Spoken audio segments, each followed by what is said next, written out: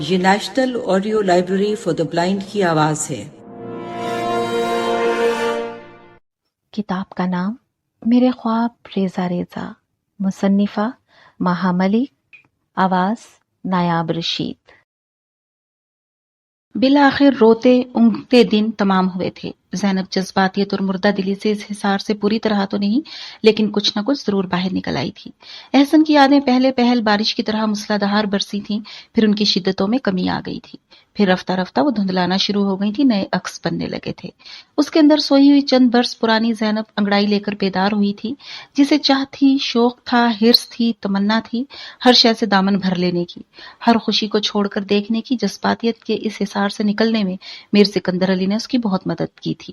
اس کے منع کرنے کے باوجود وہ اس سے ملنے آتا جاتا تھا، اسے فون کرتا تھا۔ اس کی باتوں نے اسے سوچوں کے اس گرداب سے باہر نکالا تھا جس میں وہ گلے گلے تک جا پھنسی تھی۔ بھول جاؤ کہ تمہاری زندگی میں کبھی کوئی معمولی بے نام سا شخص بھی گزرا تھا، بس ایک ڈراؤنے خواب کی مانند سمجھو اس کی یادوں کو، جو ذہن میں تو رہتا ہے مگر اس کا سوچوں پر کوئی اثر نہیں ہوتا۔ یوں سمجھو تمہاری آنکھ ابھی ابھی کھلی ہے، پیچھے جو کچھ تھا وہ محض خواب تھا، آگے جو کچھ ہے وہ حقیقت ہے، اور حقیقت یہی ہے کہ تم زینب سکندر علی بننے جا رہی ہو۔ سکندر علی نے فون پر اس سے کہا تھا، اور وہ واقعی پچھلا سب کچھ ایک خواب سمجھ کر بھلانے کی کوشش کرنے لگی تھی۔ احسن کے تمام چیزیں اس نے ایک الماری میں بند کر دی تھیں، اس لفافے سمیت جس میں اس کا خط اور طلاق نامہ تھا۔ اس نے اپنے استعمال کے لیے وہ رقم بھی خرچ نہیں کی تھی جو احسن چھوڑ گیا تھا۔ اب وہ میر سکندر علی کی رقم خرچ کرتی تھی، وہ ہر طور احسن ایاز کی یادوں کو بھلا دینا چاہتی تھی۔ آج میری عدت ختم ہو گئی، اس نے سکندر علی کو بتایا۔ میں خود کو بہت ہلکا پھلکا اور آزاد محسوس کر رہی ہوں۔ وہ اس کے موبائل پر اس سے باتیں کر رہی تھی۔ گڈ، اس نے ہلکا سا کہکا لگایا، گویا ہم دونوں ہی آزاد ہیں۔ آئی ایم ریئلی ہیپی، میں تمہیں لینے آؤں گا۔ جی، اس نے گہرا سانس بھرا۔ آج تو واقعی مسکرانے کو جی چاہ رہا ہے، یوں لگتا ہے عمر قید بھگتائی ہو۔ کوئی پروگرام بنائے نا اچھا سا، جو موڈ کو ایک دم خوش کر دے۔ ہاں، میں آ رہا ہوں تمہیں لینے، پروگرام ساتھ مل کر بنائیں گے۔ اس نے فون بند کر دیا۔ زینب موبائل ایک طرف رکھ کر تیار ہونے کے لیے کھڑی ہو گئی۔ آج کا دن اس کے لیے بے حد اہم تھا۔ وہ اپنے کپڑے دیکھنے لگی۔ پچھلے دنوں سکندر علی اس کے لیے بے حد قیمتی ساڑی لایا تھا، زینب نے وہی ساڑی اپنے لیے منتخب کی۔ نہا دھو کر اس نے اپنے لمبے سیاہ خوبصورت بال دل لگا کر سنوارے، پھر تیار ہونے لگی۔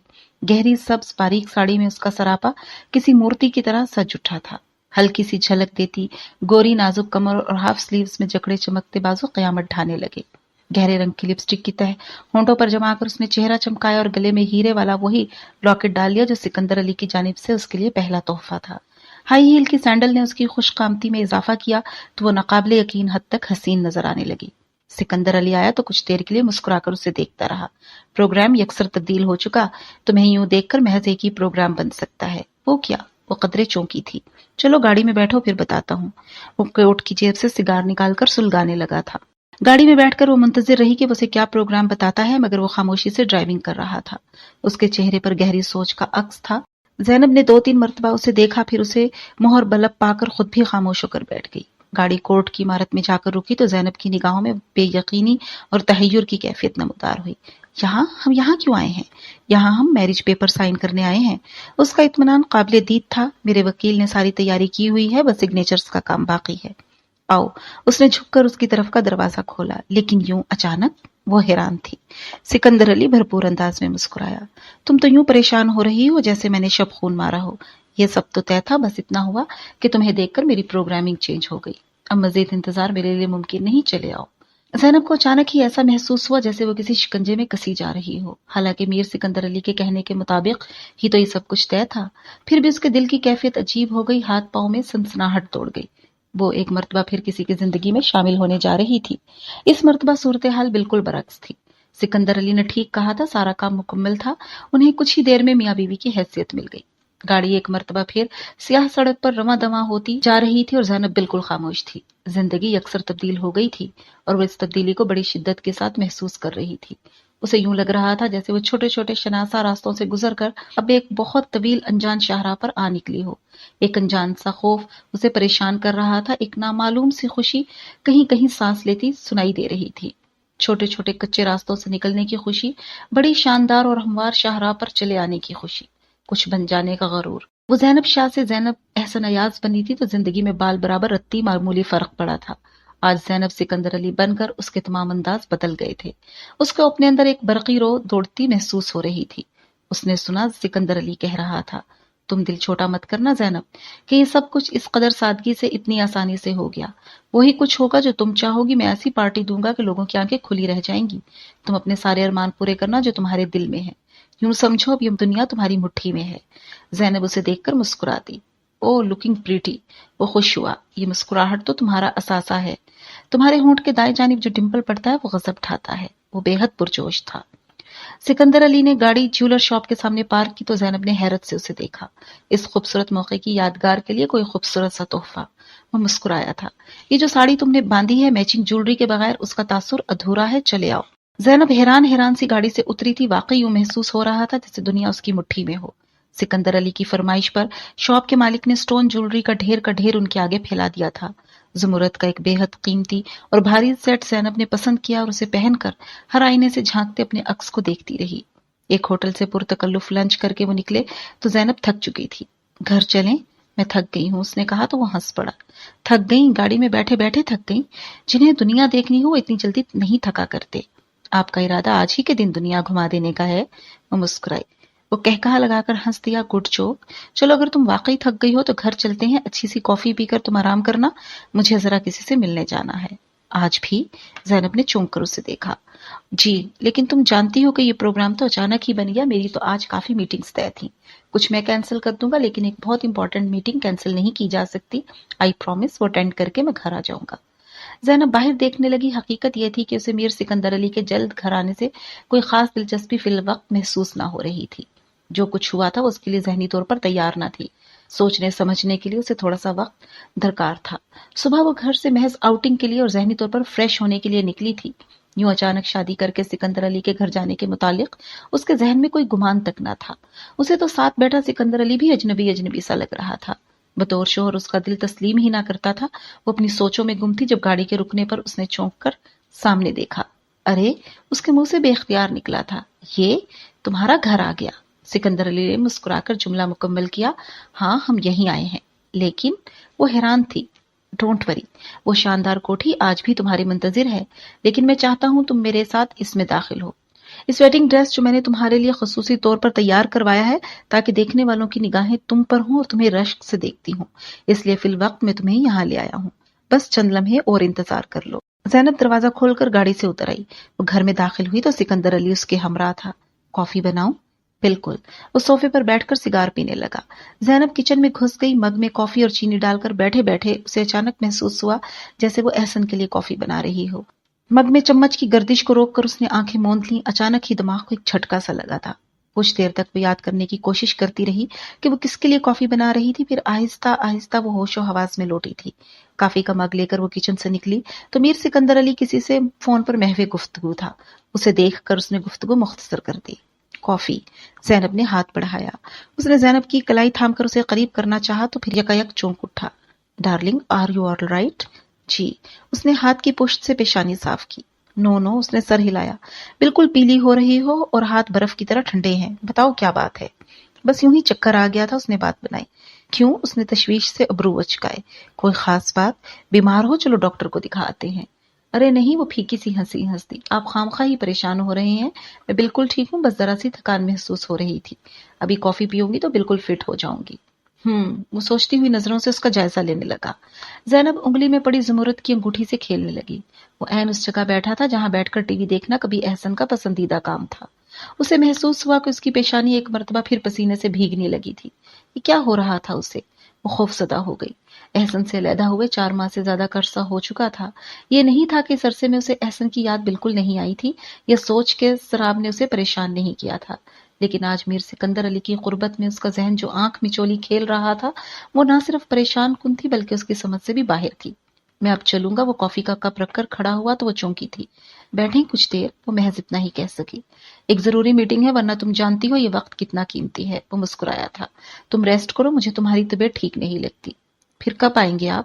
ڈیپینڈس۔ وہ مسکرائے۔ جب ٹائم ملے گا میں آ جاؤں گا۔ You don't worry. اور ہاں، مجھے یہ آپ جناب کے تکلفات پسند نہیں، مجھے تم کہہ کر مخاطب کیا کرو، اچھا لگتا ہے۔ کوشش کروں گی۔ اوکے، پھر ملتے ہیں۔ میر سکندر علی کے جانے کے بعد اس نے دروازہ بند کیا، پھر وہ اندر چلی آئی۔ شام کا جھٹپٹا ہو چلا تھا. لباس تبدیل کر کے اس نے خود کو قدرے بہتر محسوس کیا. وہ ایک کپ چائے پینا چاہتی تھی.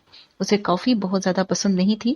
سکندر علی کا ساتھ دینے کے خیال سے وہ پی تو لیتی تھی لیکن محض اوپری دل سے. چائے کی طلب پھر بھی باقی رہتی تھی. وہ کچن میں آ کر چائے بنانے لگی. اس کے ذہن میں جیسے الجھی ہوئی سوچوں کے جالے لٹکے ہوئے تھے. دھند سی تھی جو کسی طرح ہٹتی نہ تھی. چائے کی خوشبو اس کے ارد گرد پھیلی تو اس نے چونک کر پانی میں جوش کھاتی پتی کو دیکھا. وہ خوشبو تھی یا احسن کا احساس؟ اندر ایک کرہ ابھری تھی. اسے چائے کس قدر پسند تھی. میرے ہاتھ کی چائے پینا اس کا بے ضرر سا شوق تھا. اب وہ کہاں کس کے ہاتھ کی چائے پیتا ہوگا. زینو چائے لے آؤ یار. ذہن کے دریچوں میں ایک باز گشت آ کر ٹکرائی تھی. چائے بنا رہی ہو یا پائی؟ آ بھی چکو یار. سلیب پر رکھا اس کا ہاتھ دھیرے دھیرے کانپنے لگا. یہ آواز حقیقت تھی یا سراب؟ اسے تو ایسا محسوس ہو رہا تھا جیسے وہ اندر کمرے میں بیٹھا اسے آوازیں لگا رہا تھا. زینو آ بھی جاؤ. زینو زینو. اس کے چاروں طرف آوازیں گونجنے لگی. نہیں. اس نے سختی سے کانوں پر ہاتھ جما لیا. پھر اس نے چولہا بند کیا اور بھاگتی ہوئی کچن سے نکل آئی. مغرب کے وقت کا دھندلکا کھڑکیوں کے شیشوں کو پار کر کے پورے گھر میں پھیل گیا تھا. اسے لگا جیسے پورے گھر میں سفید سفید سائے حرکت کر رہے ہوں. زینب کو اپنی تمام عمر میں اتنا خوف کبھی محسوس نہ ہوا تھا. یوں لگتا تھا دل ابھی حلق کے رستے باہر آ جائے گا. اس نے بھاگتے ہوئے راہداری طے کی. بیرونی دروازہ کھولا اور گھر سے نکل آئی. بنا دوپٹے دوڑتی ہوئی رملہ کے دروازے کے سامنے جا کر رکی تھی.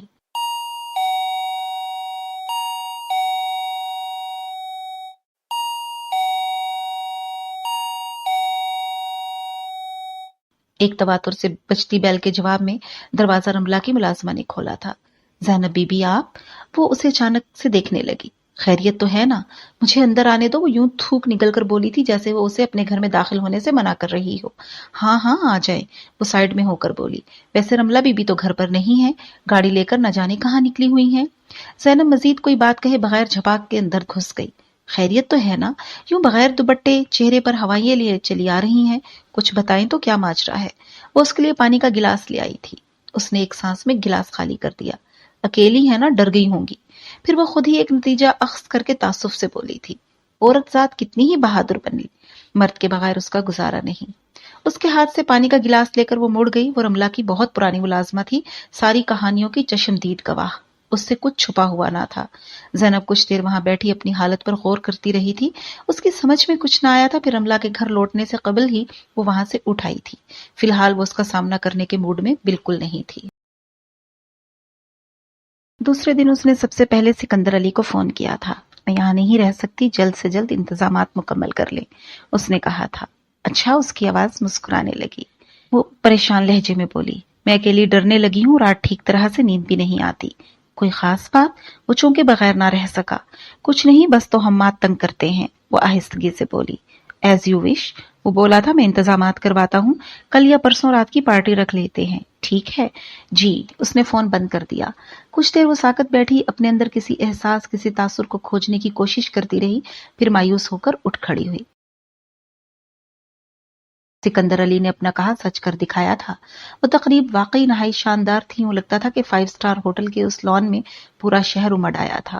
وہ میر سکندر علی کے ہمراہ چمکتی شاندار گاڑی سے اتری تو 2 خادمائیں اس کا لباس تھامنے کو اس کے دائیں بائیں موجود تھیں. سیاہ رنگ کا فرشی غرارہ اس کا عروسی لباس تھا. اسے یہ لباس دیکھ کر حیرت بھی ہوئی تھی اور خوشی بھی. حیرت اسے اس بات پر ہوئی تھی کہ عروسی لباس میں سیاہ رنگ کا اس نے کبھی تصور بھی نہ کیا تھا. اور خوش اس لباس کے نہایت منفرد قیمتی اور حسین نظر آنے کی وجہ سے تھی. سچے موتیوں اور سفید دھاگے کے باریک کام سے مزین وہ سیاہ لباس کسی مغلیہ شہزادی کی حسین یادگار سے کم نظر نہ آتا تھا. اسے زیب تن کر کے وہ بہت دیر تک آئینے پر سے نگاہ اٹھانے کے قابل نہ رہی تھی. سچے موتیوں کے زیور نے اسے واقعی شہزادیوں کسی آن بان عطا کرتی تھی. شہر کی سب سے ماہر اور مہنگی بیوٹیشن نے اسے تیار کیا تھا. سیاہ ڈنر سوٹ میں ملبوس میر سکندر علی کے ہمراہ چلتی جب وہ مختلف لوگوں سے مبارکباد وصول کر رہی تھی تو اس کا سر واقعی کسی دیس کی ملکہ کی طرح فخر و غرور سے تنا ہوا تھا. ہر جانب اس کے حسن کے قصیدے پڑھے جا رہے تھے. ہر طرف سے آتی آوازیں اس کے کانوں میں پڑ رہی تھیں. اپنے اندر اٹھتے جوش اور ولولے سے اس کا سانس پھولنے لگا. چہرہ سرخ ہو گیا. ہاں یہی سب کچھ تو چاہتی تھی میں. یہی سب کچھ. یہی شان و شوکت. یہی آن بان. یہ مانگا تھا تقدیر سے میں نے جو اپنی تدبیر سے پا لیا ہے. میں زینب سکندر علی. یہاں سارا شہر جمع ہے مگر کون ہے میرے مقابلے کا؟ میں تمہیں پہچاننے لگی ہوں. دفتن اس کے پہلو میں کھڑی ایک خاتون نے قدرے اچنبھے سے کہا تھا. तुम एक मर्तबा रमला के साथ आई थी मेरे घर, याद है? ज़ैनब ने परेशानी से इस खातून को देखा जिसके चेहरे पर खुशहाली और बेनियाजी की छाप थी। आपकी तारीफ? उसे भी वो चेहरा शनासा सा लगा। मुझे मिसेस शेख कहते हैं, एक पार्टी में तुम रमला के साथ मेरे घर आई थी, है ना? जी, उसे पलक झपकते में याद आ गया था। जी हाँ, तुम तो शायद उन्होंने बाकी की बात को लबों में ही दबा लिया था। ज़ैनब को याद आया, वो इन दिनों प्रेग्नेंट थी। मिसेस शेख को वो कुछ ज्यादा ही याद रह गई थी। रमला को इनवाइट नहीं किया तुम लोगों ने, या वो खुद नहीं आई? उन्होंने तजस्सुस से पूछा। पता नहीं, वो परेशान हो चुकी थी। सारे इनविटेशन सिकंदर ने ही दिए थे। मैं तो ला इल्म रही हूँ, हर बात से वैसे उसे आना चाहिए था, आखिर वो बहन है सिकंदर की। बहन? उन्होंने उसे आंखें फाड़ कर देखा, फिर कहकहा लगाकर हंस दी। नॉटी गर्ल, ऐसे मजाक यूं भरे मजमे में नहीं किया करते। वो मुसलसल हंस रही थी जैसे जैनब ने उन्हें कोई दिलचस्प लतीफा सुनाया हो। तो क्या वो सिकंदर की बहन नहीं है? उनकी हंसी ने उसके जहन पर खतरे की दस्तक दी थी। उनका अंदाज आमियाना था। ये तो अपने डियर हस्बैंड से पूछना। बाबा, मैं किसी के पर्सनल्स को नहीं छेड़ती, वो कानों को हाथ लगाकर बोली थी। फिर बिलाखिर वो इस आलीशान महल के इस शानदार खामगाह में चली आई जिसके तस्वुर ने कितनी ही रातें उसकी नींदें उचाट करती थीं। सिकंदर अली अपने दोस्तों के साथ नीचे था। वो थकन का बहाना बनाकर ऊपर चली आई। कितनी ही देर आईने के मुकाबिल बैठी वो आप ही आप अपने हुस्न को खराज पेश करती रही। फिर भारी भरकम दुपट्टा खुद से अलग करने के ख्याल ने उसे बेचैन किया था।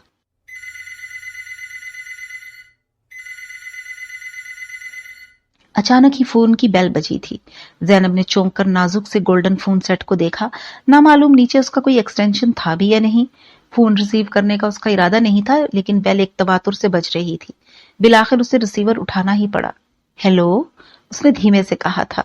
ओह, दूसरी जानिब से खनकती निस्वानी आवाज आई। तो आप इस ख्वाबगाह तक पहुंच ही गई ज़ैनब शाह? आप कौन? उसे ताज्जुब हुआ। मैं सोनिया हूँ, सोनिया सिकंदर अली। पापा कहाँ हैं? प्लीज फोन उनको दें, मुझे उनसे बात करनी है। पापा? उसे मजीद ताज्जुब हुआ था। कौन? मीर सिकंदर अली साहब, वो तमस्सुखराना अंदाज में बोली थी। वो मेरे पापा और मेरी मम्मी के हस्बैंड हैं। उन्होंने आपको बताया नहीं? जैनब के दिमाग के परखच्चे उड़ गए थे। दरवाजा खुलने की आवाज पर उसने देखा सिकंदर अली कमरे में दाखिल हो रहा था। जैनब चंद लम्हों के लिए कुछ भी कहने या सुनने के काबिल नहीं रही थी। हाथ में रिसीवर थामे वो फटी पटी नजरों से अपने करीब आते मीर सिकंदर अली को देखती रही। सिकंदर अली को भी उसकी कैफियत का अंदाजा हो गया था। इसने कुछ भी कहे बगैर नरमी से रिसीवर ले लिया। हेलो, सिकंदर स्पीकिंग, वो बोला था। फिर उसने हल्का सा कहका लगाया। ओ जानू, my sweet heart baby, how are you? Oh no no, खफा मत हो। तुम खफा होगी तो पापा का क्या बनेगा? हाँ, कुछ गलतियां हो गई हैं, उनके लिए पापा सॉरी करते हैं बेटा। ठीक है, बाकी बातें बाद में। ओ थैंक यू बेटा, थैंक यू। उसने रिसीवर रख दिया, फिर मुस्कुराते हुए जैनब की जानिब पलटा। मेरी बेटी है सोनिया। जैनब कुछ भी कहे बिना खुली आंखों से उसका मुस्कुराता चेहरा देखती रही। किसी नदामत की परछाई, किसी शर्मिंदगी की झलक, किसी एहसास जुर्म का साया वहां नहीं था। बेटी? फिर उसकी लरजती हुई आवाज निकली। और आप ये बात मुझे अब बता रहे हैं? यही राइट टाइम है। उसने जैनब का गाल छुआ। ये बात पहले जरा ऑकवर्ड सी लगती, लेकिन तुम इतनी परेशान क्यों हो? इसमें क्या गलत है? इसमें कुछ गलत नहीं, उसने एहतजाज किया। आपने कभी नहीं बताया कि आप शादीशुदा हैं, एक जवान बेटी के बाप हैं। इतनी अहम बात आपने मुझसे छुपाई, तो क्या फर्क पड़ गया? सिकंदर अली उसकी बात काटकर बहलाने वाले अंदाज में बोला। तुम्हें ये मालूमात होती तो क्या फर्क पड़ता? आखिर तुम भी तो शादीशुदा थी। मुझे फर्क नहीं पड़ा, हालांकि एक मर्द को इस बात से ज्यादा फर्क पड़ता है।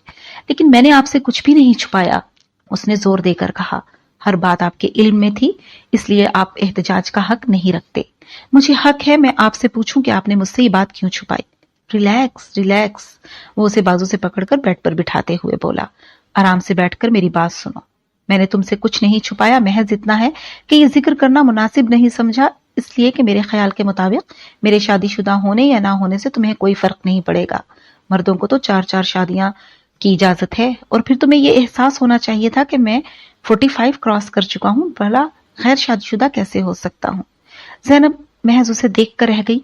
उसके दिल को ये बात सुनकर गहरा सदमा पहुंचा था। मैं तुम्हें वो सब कुछ दूंगा जिसका मैंने तुमसे वादा किया। तुम मेरे घर की और दिल की रानी बनकर रहोगी। ये महल तुम्हारे नाम है, यहाँ की हर शय तुम्हारी है। राज करो, जैसे जी चाहे रहो। तुम्हें इस बात से क्या फर्क पड़ता है कि कहीं मेरी कोई बेटी भी है या बीवी भी? इनका तुमसे कोई ताल्लुक ना होगा, हमारे तुम्हारे बीच कोई तीसरा नहीं आएगा। फिर भी मुझे आपसे हमेशा ही शिकवा रहेगा कि आपने मुझसे इतनी अहम बात छुपाई। ये एक हकीकत है और आप इससे इनकार नहीं कर सकते। मीर सिकंदर अली के लब मुस्कुरा उठे। वो उसे मुस्कुराती आंखों से देखने लगे। زینب ڈارلنگ، پھر اس نے ٹھہری ہوئی آواز میں کہا، ایک حقیقت اور بھی ہے، اور وہ یہ ہے کہ اگر سب کچھ تمہارے علم میں ہو جاتا تب بھی تم مجھ سے شادی کرتی۔ یہ بات تمہارے لیے کوئی اہمیت نہ رکھتی، ذرا غور کرو۔ کیا تم یہ سب جان کر مجھ سے شادی سے انکار کرتی؟ ہرگز نہیں، تمہیں میرے پاس آنا ہی تھا۔ زینب نے اس کی بات کا مطلب سمجھنے کی کوشش کی۔ اسے لگا میر سکندر علی اس پر طنز کر رہا تھا، اسے آئینہ دکھا رہا تھا۔ وہ پتھر کے بت کی مانند ہو گئی، ساکت اور بے حس۔ میر سکندر علی بے تحاشا مصروف شخص تھا۔ زینب کو ایک دن محض چند ہی گھنٹوں میں اس بات کا احساس ہو گیا تھا۔ وہ چند گھنٹوں کے لیے گھر پر رکا تھا اور اس عرصے میں اس کے بے شمار فون آئے تھے۔ اس نے بمشکل زینب کے ساتھ بیٹھ کر ناشتہ کیا تھا، پھر تیار ہو کر آفس چلا گیا تھا۔ شام کو جلد آنے کے وعدے کے ساتھ زینب بہت دیر تک بیٹھی اس بات پر غور کرتی رہی۔ رملہ کے گھر آنے والا میر سکندر علی تو اسے بہت پرسکون اور فارغ محسوس ہوتا تھا۔ وہ اکثر رملہ کے گھر آتا تھا اور کافی دیر ٹھہرا کرتا تھا۔ یہ تو کوئی دوسرا سکندر علی تھا جو دنیا کا سب سے مصروف شخص دکھائی دیتا تھا۔ اکیلا پن، احساس تنہائی اس کے دل میں گھر کرنے لگا۔ یکایک اسے احساس ہوا کہ وہ پوری دنیا میں بالکل اکیلی تھی۔ دکھ درد بانٹنے کو، دکھ سکھ کہنے کا کوئی بھی نہیں تھا اس کے پاس۔ کتنی دیر بیٹھی وہ اس حسین خوابگاہ کے در و دیوار کو دیکھتی رہی، ایک ایک شے پر غور کرتی رہی، لیکن دل کو کچھ بھی اچھا نہیں لگ رہا تھا۔ ہر شے آج دسترس میں تھی اور ہر شے سے دل بھرا ہوا محسوس ہوتا تھا۔ وہ اٹھ کر ڈریسنگ روم میں چلی آئی، وارڈروب کھول کر خوبصورت قیمتی ملبوسات پر نگاہ دوڑانے لگی۔ یہ سب ملبوسات اس نے اپنی پسند سے خریدے تھے۔ ایک سے ایک بہترین لباس کا انتخاب کیا تھا۔ ہر کپڑے کی قیمت ہزاروں سے باتیں کرتی تھی۔ وہ ہر لباس نکال کر دیکھنے لگی، لیکن کوئی ملبوس ایسا نہ تھا جسے پہننے کو اس کا جی چاہتا۔ بے دلی سے وارڈروب بند کر کے وہ ڈریسنگ روم سے نکل آئی۔ یہ مجھے کیا ہو گیا ہے، مجھے کیا ہو گیا ہے، دونوں ہاتھوں سے سر تھام کر اس نے بے بسی سے سوچا۔ جس زندگی کو پانے کے لیے اپنا سب کچھ داؤ پر لگایا، آج اسی زندگی میں مجھے کوئی کشش محسوس نہیں ہو رہی۔ کیا کسی کی بد دعا لگی ہے مجھے؟ اسے اچانک احسن ایاز یاد آیا۔ دل لمحہ بھر کے لیے ٹھہر گیا۔ تو کیا لاشعوری طور پر میں تمہیں یاد کیے جا رہی ہوں؟ لیکن نہیں، یہ کیسے ہو سکتا ہے؟ میں بیزار تھی تم سے، تمہاری دی ہوئی زندگی سے، تمہارے ادھورے پن کے احساس سے۔ میں نے خود کھویا ہے تمہیں اپنی مرضی سے، اپنی خوشی سے خیر بات کہا ہے تمہیں، تم مجھے یاد نہیں آ سکتے۔ آخر تم مجھے کیوں یاد آؤ گے؟ دیا ہی کیا تھا تم نے مجھے؟ احساس محرومی کے سوا میں تمہیں یاد نہ کرتی، بالکل بھی نہیں۔ یکایک اسے اپنے چہرے پر پھیلی نمی کا احساس ہوا۔ اس نے حیرانی سے اپنا چہرہ ٹٹولا، وہ آنسوؤں سے بھیگا ہوا تھا۔ میں رو رہی ہوں؟ کیوں؟ کس لیے؟ کس کے لیے؟ وہ محض سوالات کے لاتعداد سلسلوں پر غور ہی کرتی رہ گئی۔ شام تک اس کی طبیعت سنبھل چکی تھی، جذباتیت کا بہاؤ گزر چکا تھا۔ نہا کر اس نے میرون کلر کا ایک نہایت دیدہ زیب لباس سے بے تن کیا، ہونٹوں کو ڈارک میرون لپسٹک سے سجایا اور بالوں کو سنوار کر نیچے چلی آئی۔ بڑے ہال میں لگی تمام لائٹیں روشن تھیں، فانوس چھلملا رہے تھے۔ زینب آخری سیڑھی پر رک گئی۔ بے حد حسین منظر تھا۔ ایک ایک شے سے روشنی پھوٹ رہی تھی، در و دیوار جگمگا رہے تھے۔ اس منظر کا حصہ بننے کی خواہش اس کے دل میں ابھری تو وہ آخری سیڑھی سے اتر کر آگے بڑھ آئی۔ اسی لمحے کسی کونے سے نکل کر ملازم تیزی سے اس کی سمت بڑھا تھا۔ بیگم صاحبہ، چائے لاؤں یا کافی پسند کریں گی؟ زینب نے لمحہ بھر کے لیے سوچا۔ اس نے صبح کا ناشتہ کیا ہوا تھا، بھوک محسوس ہو رہی تھی، لیکن کھانا وہ سکندر علی کے ساتھ ہی کھانا چاہتی تھی۔ چائے لے آؤ، اس نے کہا، ساتھ میں کچھ ہلکا پھلکا کھانے کے لیے بھی لانا۔ جی بہتر، وہ مؤدب انداز میں کہہ کر پلٹ گیا۔ زینب ہال کے کونے میں بنے ریک میں رکھے ٹی وی کی جانب بڑھ گئی۔ صوفے میں دھنس کر وہ ٹی وی کے چینل بدل رہی تھی جب فون کی بیل بج اٹھی۔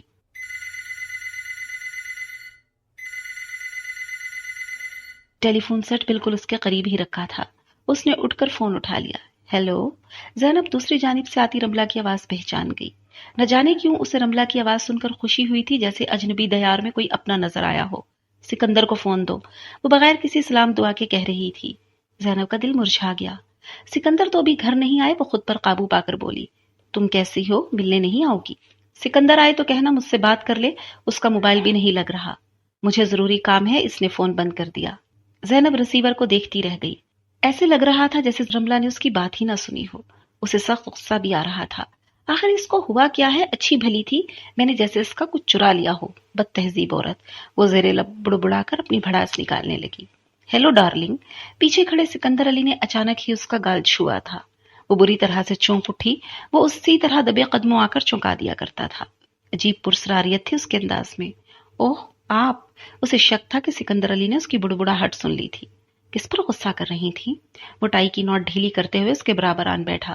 اس کا اندازہ درست تھا. وہ جبرن ہی مسکرائی. نہیں, کسی پر نہیں. پھر بھی اس نے بغور اس کا چہرہ دیکھا. رملہ کا فون تھا. اس کا لہجہ نہ چاہتے ہوئے بھی تلخ ہو گیا. کہہ رہی تھی آپ اسے فوراً کانٹیکٹ کریں, اسے کچھ ضروری کام ہے. پتہ نہیں اس کو کیا چڑ ہو گئی ہے مجھ سے, سیدھے منہ بات ہی نہیں کرتی. چھوڑو اس کی فکر. سکندر علی نے اسے خود سے قریب کیا. اس قدر حسین نظر آ رہی ہو, ماتھے کی شکنیں دور کر کے چہرے پر مسکراہٹ لاؤ تاکہ حسین تر نظر آؤ. اسی لمحے ملازم چائے کی ٹرالی کھینچتا ہوا لایا. زینب نے سکندر علی سے دور ہونا چاہا, لیکن اس کے گرد اس کے بازوؤں کی گرفت مضبوط تھی. وہ کس مسا کر رہ گئی. ملازم بے تاثر چہرے کے ساتھ ٹرالی ان کے آگے کھڑی کر کے چائے بنانے لگا. چینی کتنی بیگم صاحبہ؟ وہ نیچی نگاہوں کے ساتھ پوچھنے لگا. تم جاؤ, میں بنا لوں گی. اسے ملازم کی موجودگی سے خفت محسوس ہونے لگی. کیا ہو گیا ہے آپ کو؟ اس کے جانے کے بعد وہ قدرے خفگی سے بولی. کیا سوچتا ہوگا وہ؟ او ڈارلنگ, فضول سوچوں میں الجھ کر خود کو ضائع مت کرو. وہ میرا سرونٹ ہے, وہ اپنے دماغ سے کچھ نہیں سوچتا. یوں بھی اسے عادت ہے. وہ کس بات کی؟ اس نے چونک کر میر سکندر علی کا چہرہ دیکھا تھا. وہ بھرپور انداز میں مسکرایا. چلو چائے بناؤ.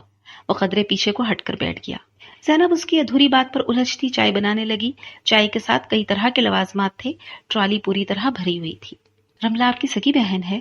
چائے کی پیالی اس کی سمت بڑھاتے ہوئے اس نے پوچھا تھا. یہ گرہ اب تک ذہن میں لگی ہوئی تھی. اس نے پوچھ ہی لیا. سکندر علی نے چونکے بغیر آنکھیں کھول کر اسے دیکھا اور مسکرایا. نہیں, وہ بولا تھا. اس کی مسکراہٹ میں کچھ بات تھی. زینب کچھ دیر اس کا چہرہ دیکھتی رہی.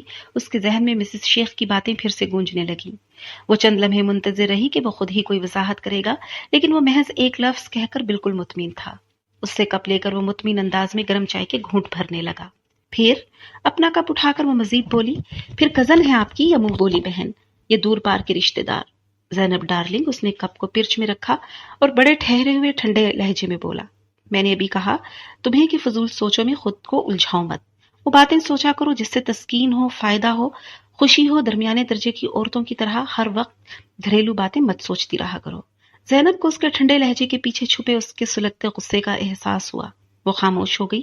کچھ دیر قبل اس کو سخت قسم کی بھوک ستا رہی تھی, لیکن اب لوازمات سے سجی ٹرالی میں اسے کوئی کشش محسوس نہ ہوئی. ایک نمکین بسکٹ کھا کر اس نے چائے پی. چائے بھی قدرے اسٹرانگ تھی. اس کا حلق تلخ ہو گیا تھا.